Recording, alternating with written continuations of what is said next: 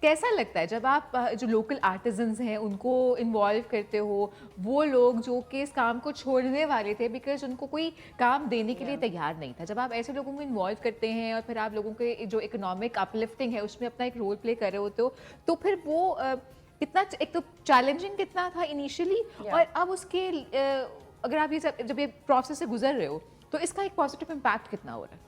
So I think this is a win-win situation for a lot of stakeholders that are involved in this.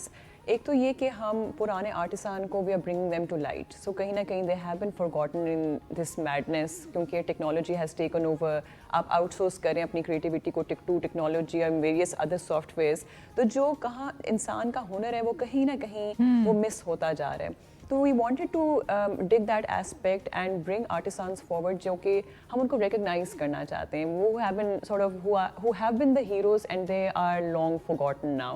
So initially to find the right person, it was a really hard job. ہم تو کراچی تک بھی پہنچ گئے تھے to find the right person for the right job. That is so true. So ہم وہ کہتے ہیں نا کہ سمندر تک بھی پہنچ گئے تھے, لیکن ہمیں ہنر مل گیا ہے. اور پھر once you hold on to such gems, you then want to cash on their talent. So یہ سارے کے سارے یہ کہیں نہ کہیں ہمارے various persons who are based in Karachi, who are also based in Lahore, so kahin na kahin یہ ان سے آئے ہیں. So this is not one city, these are different people that we have identified مختلف شہروں میں, اور یہ ان کا سارا کام ہے. کیا بات ہے. اور اچھا یہ مٹیریلز بھی جو سارا اس میں یوز ہوا ہے that is also recycled material. Absolutely. مجھے یاد ہے ملیحہ نے جب یہ بات کی تھی when she the last phone call I got from her, جب وہ لاسٹ ٹائم جا رہی تھی UK, تو مجھے کہتی ذرا آ کے نا میرے بیگس پیک کرا دو. اب جب میں گئی ہوں I literally had to sit on those bags کیونکہ بیگس بند نہیں ہو رہے تھے, کیونکہ Maleeha was taking all of this stuff. اور میں کہتی تھی کہ باری یہ کیا کر رہی ہیں آپ, مطلب آپ تو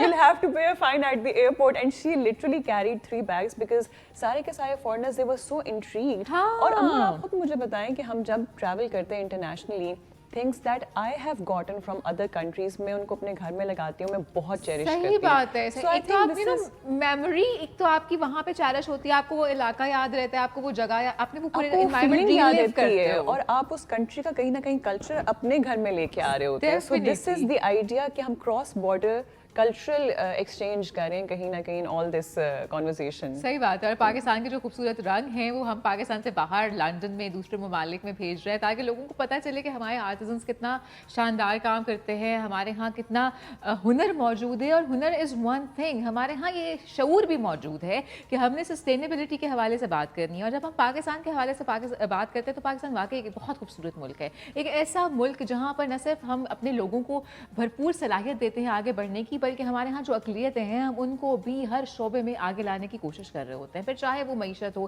پھر چاہے وہ ہماری کوئی بھی اور بنیادی جو خاص کام ہے, صحت کا شعبہ ہے, کوئی بھی اور شعبہ ہے, ہماری کوشش ہوتی ہے کہ ہماری اقلیتیں بھی ہر شعبے میں آگے ہمیں نظر آئیں.